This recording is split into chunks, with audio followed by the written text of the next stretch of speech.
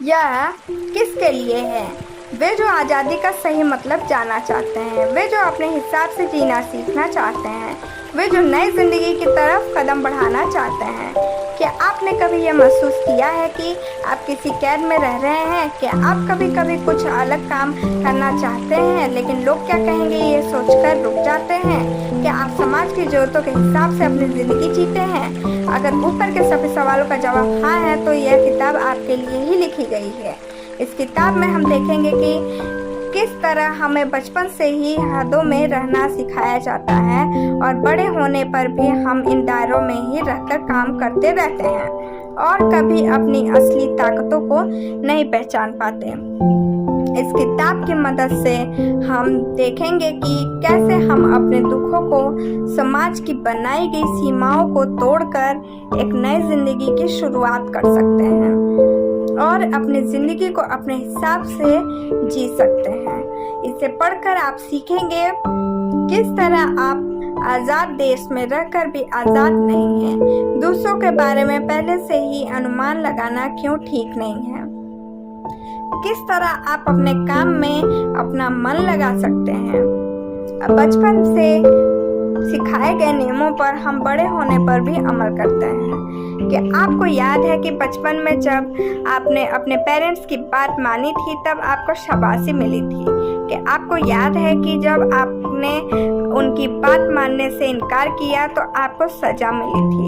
हम में से ज़्यादातर लोगों के साथ ऐसा ही होता है। हमें बचपन से ही बेड़ियों में जकड़ कर रखा जाता है और बताया जाता है कि क्या करना है और क्या नहीं करना है। धीरे धीरे ये सभी बातें हमारे दिमाग में कुछ इस तरह से बैठ जाती हैं कि बड़े होने पर भी हम उन बातों को मानते रहते हैं। हम में से हर किसी को ईमान और तारीफ़ें पसंद है। बचपन में जब भी हम कोई अच्छा काम करते थे तब हमें ये दोनों चीज़ें मिलती थी। इसके साथ ही सज़ा से डर सभी को लगता है, इसलिए हम वो काम करने से डरते थे जिसके लिए हमें मना किया जाता था। इन सभी बातों का नतीजा यह निकला कि हमें वो बना दिया जो हम नहीं हैं। हमें एक सांचे में ढाल दिया गया और समय के साथ हम उसी आकार के हो गए।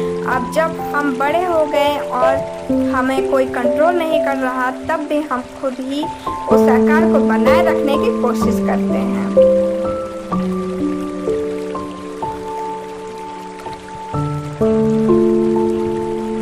हमने अपने लिए ये नियम नहीं चुने थे, ये नियम हम पर ज़बरदस्ती लागू किए गए थे। बचपन से बड़े होने के सफ़र में हमें न जाने कितनी तरह से कैद करके रखा गया। अब वक्त आ गया है कि हम उस कैद से आज़ाद हों। आपके शब्द आपको खुद पर और दूसरों पर जीत हासिल करने के लिए मदद कर सकती हैं। शब्दों का हमारी ज़िंदगी में बहुत महत्व होता है। अगर हम इसका सही इस्तेमाल करें तो ये हमें काफ़ी हद तक फ़ायदा पहुंचा सकता है। साथ ही में इसका गलत इस्तेमाल हमारे आत्मविश्वास को तोड़कर हमें कमज़ोर बना सकता है। उदाहरण के लिए, अगर आप अपने बारे में ये सोचें कि आप मोटे लगते हैं या आप बुद्धू हैं, तो आप अनजाने में ही अपने आत्मविश्वास कम कर रहे हैं। इन बुरे ख्यालों के बजाय आप सोच सकते हैं कि आप अपने आप से प्यार करते हैं और अपनी अच्छाइयों के बारे में सोच सकते हैं। शब्दों की ताकत शरीर की ताकत से ज़्यादा होती है। आप अपनी ताकत से लोगों पर बाहर से राज कर सकते हैं, लेकिन अपने शब्दों की ताकत का इस्तेमाल कर आप लोगों के मन पर राज कर सकते हैं। अच्छे शब्दों से आपको इज्जत मिलेगी और इसके इस्तेमाल से आप लोगों से अपनी बात मनवा भी सकते हैं। आप शब्दों के इस्तेमाल से किसी और का भी हौसला बढ़ा सकते हैं। अगर आप किसी से कहें कि वो यह अपना काम बहुत अच्छे से कर सकता है और उसे आपका काम मेहनत से करना चाहिए, तो वो मेहनत ज़रूर करेगा। लेकिन अगर आप उससे कहें कि वो इस काम को कभी ढंग से नहीं कर पाएगा, तो उसका भी आत्मविश्वास टूट जाएगा और वो वाकई अपना काम कभी सही से नहीं कर पाएगा। इसलिए ज़रूरी है कि आप अपने शब्दों का इस्तेमाल सही तरह से करें। आप इसके इस्तेमाल से सबके दिलों पर राज कर सकते हैं और साथ ही अपने आत्मविश्वास भी बढ़ा सकते हैं। अपने आप को पहचानिए और दूसरों की बातों को दिल पे लेना बंद कीजिए। हम अक्सर अपने आप को उस तरह से देखने लगते हैं जैसे लोग हमें मानते हैं। जैसे अगर किसी ने आपसे स्कूलों के दिन में में कहा होगा कि आप पढ़ने में बिल्कुल अच्छे नहीं हैं, तो आपके अंदर यह भावना आ गई होगी कि आप स्मार्ट नहीं हैं। ठीक उसी तरह अगर आपसे किसी ने कहा होता कि आप बहुत स्मार्ट हैं, तो आप अपने आप को स्मार्ट समझने लगते हैं। हम हमेशा ही अपने आप को दूसरों की ज़रूरतों के हिसाब से ढालने की कोशिश करते हैं। अगर लोग हमसे कहने लगे कि हम मोटे हो गए, तो हम अपना वजन कम करने में लग जाते हैं। लेकिन क्या यह ज़िंदगी आपको दूसरों की शर्तों पर जीतने के लिए मिली थी? क्या आपका दूसरों के हिसाब से जीना ज़रूरी है?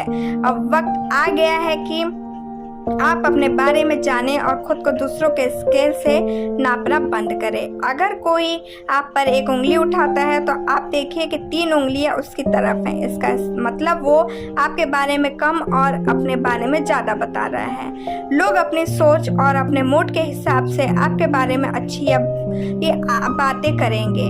अगर आपके दोस्त का मूड अच्छा है तो वो आपकी तारीफ करेगा, लेकिन मगर उसका मूड खराब है तो वो आप में बुराइयां निकालेगा। ठीक उसी तरह अगर आप कोई से कहता है कि आप यह काम नहीं कर पाएंगे, तो यह उसका मानना है कि आप नहीं कर पाएंगे, और ज़रूरी नहीं कि वो जो मानता है वो सच ही हो। आप अपनी ज़िंदगी अपनी शर्तों पर जीना सीखिए। दूसरों के बारे में पहले से ही अनुमान लगाना नुकसानदायक साबित हो सकता है। हमारा दिमाग किसी भी काम को करने के लिए हमेशा कोई आसान सा रास्ता खोजता रहता है। इसलिए जब हमें कोई बात समझ में नहीं आ रही होती है, तो हम अनुमान लगा लेते हैं कि इस वजह से ऐसा हो सकता है। अनुमान लगा लेने से हमें हमारे सवाल का एक संभव जवाब मिल जाता है, जिससे हमें आगे सोचने की जरूरत नहीं पड़ती। लेकिन क्या आपने कभी अनुमान लगाने से होने वाली परेशानियों के बारे में सोचा है? जैसा कि पहले ही कहा गया है कि ये ज़रूरी नहीं है कि लोगों का मानना हमेशा सच ही हो। अगर आप किसी चीज़ का अंदाज़ा लगा रहे हैं, तो इसकी बहुत बड़ी संभावना है कि आप गलत हैं। उदाहरण के लिए, अगर आपका दोस्त आपकी तरफ ध्यान ना दे और आप अनुमान लगा ले कि वो आपसे नाराज है, तो यह बिल्कुल गलत है। अनुमान लगाने से अच्छा है कि आप उससे पूछें कि वो ऐसा क्यों कर रहा है। सवाल पूछने से सारी बातें साफ हो जाती हैं और आगे चलकर परेशानियां नहीं झेलनी पड़ती। अगर आप अंदाजा लगाकर कोई काम करते हैं, तो आप अपनी सोच को सच्चाई मान लेते हैं। आपको लगने लगता है कि आप जो सोच रहे हैं वही सच है, और जब आप गलत साबित होते हैं तो आपको बुरा लगता है। अगर आप अंदाजा लगा लें कि आप कोई काम कर लेंगे, तो आप बिना तैयारी के ही उसमें घुस जाएंगे और हारने पर बुरा महसूस करेंगे। अनुमान लगाना रिश्तों में दरार डाल सकता है और बनते काम भी बिगड़ सकते हैं। इसलिए जरूरी है कि आप अनुमान लगाने से बचें। इससे बचने का सबसे अच्छा तरीका है कि आप तब तक सवाल करें जब तक आपको सारी बातें समझ में ना आ जाए। आप हर काम को अच्छे तरीके से करने की कोशिश करें। इसलिए हर काम में अपना पूरा जोर लगाना हमेशा अच्छा होता है। अब चाहे वो आपकी पढ़ाई हो या फिर आपकी नौकरी, अगर आप हमेशा अपने काम को अच्छे से अच्छे तरीके से करने की कोशिश करेंगे, तो हारने पर भी आप खुद को दोष नहीं देंगे। लेकिन अगर आपने पूरी कोशिश नहीं की, तो हार जाने पर आप हमेशा अपने आप को दोष देते रहते हैं। अगर आपने उस समय मेहनत की होती, तो शायद आप आज सफल होते। ऐसा हो सकता है कि आप किसी दिन अपना काम बहुत अच्छे से कर ले जाएं, जबकि कभी कभी आप अपने काम में ठीक से मन भी ना लगा पाएं। शायद सुबह काम करने पर आप अच्छा महसूस करें और रात में काम करने पर आप थका हुआ महसूस करें। लेकिन हालात चाहे जो भी हो, आप हमेशा अपना पूरा जोर लगाते रहिए। क्या हो अगर आपका काम करने का मन बिल्कुल ना करता हो? अक्सर लोगों को रोज सुबह उठने पर ये जानकर बिल्कुल खुशी नहीं होती कि आज उन्हें काम पर जाना है। ऐसे में हम क्या करें जिससे हमारा काम करने का मन करे? अगर आप किसी बाहरी दबाव या जरूरत की वजह से काम कर रहे हैं, तो आपका काम करने का मन नहीं करेगा। आजकल स्कूल जाने वाले बच्चों का पढ़ाई में मन इसलिए नहीं लगता क्योंकि वह बाहरी दबाव की वजह से पढ़ते हैं। वे इसलिए पढ़ते हैं ताकि उनके मार्क्स अच्छे आए। इन्हीं चीज़ों की वजह से आपका काम करने को मन नहीं करता। आप वो काम कीजिए जो आपको अच्छा लगता है। अगर आप अपने काम से प्यार करेंगे तो आपको अपना काम बोझ नहीं लगेगा। इस तरह से काम करने पर आपका काम में मन भी लगेगा और आप हमेशा ही अच्छे से कर पाएंगे। अपनी नई जिंदगी की शुरुआत पुरानी जिंदगी को छोड़कर कीजिए। आप दिए गए 3 रास्तों को अपनाकर अपनी नई जिंदगी की शुरुआत कर सकते हैं। अपने सपनों को पहचानिए। सबसे पहले आप यह देखिए कि आपके सपने क्या हैं और क्यों आपने उन सपनों को अब तक पूरा नहीं किया। आप अपनी ज़िंदगी को, अपने सपनों को ज़िंदगी के हिसाब से जीना शुरू कीजिए।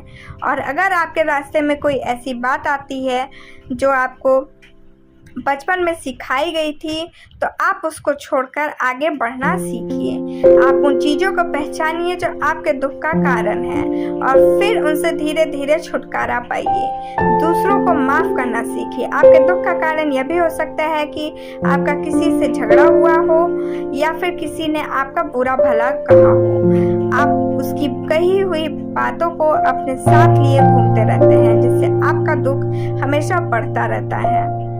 आप दूसरों को माफ करना सीखिए। अगर आपको किसी बात का पछतावा हो रहा है तो आप खुद को माफ करना सीखिए। आप जब तक लोगों को माफ करना नहीं सीखेंगे तब तक आप पुरानी यादों में घूमते रहेंगे और आपके अंदर निगेटिविटी आने लगेगी। हर पल का मजा लेना सीखिए। आप हर दिन को कुछ इस तरह से बिताइए जैसे वो आखिरी दिन हो। ऐसा करने से आप बस उन चीज़ों पर ध्यान देंगे जिनसे आपको खुशी मिलेगी और आप दुखी देने वाली चीज़ों को बगल में रखना सीख जाएंगे। कोई भी अपनी ज़िंदगी का आखिरी दिन तनाव में भी जीकर नहीं बिताना चाहेगा। हर दिन को आखिरी दिन समझने से आपको ज़िंदगी जीने का तरीका आ जाएगा। सारांश, हमारे बचपन से ही हम अपनी ज़िंदगी को दूसरों के हिसाब से जीते आ रहे हैं। हमारी खुशी और आज़ादी से ज़्यादा ज़रूरी है लोग क्या सोचेंगे। अगर आप वाकई अपनी ज़िंदगी को सुकून से जीना चाहते हैं तो आपको समाज की सीमाओं को तोड़ना होगा जिससे आप अपनी असली ताकत को पहचान सकें और अपनी ज़िंदगी अपने हिसाब से जी सकें। आज के लिए बस इतना ही। Thank you, bye bye, take care.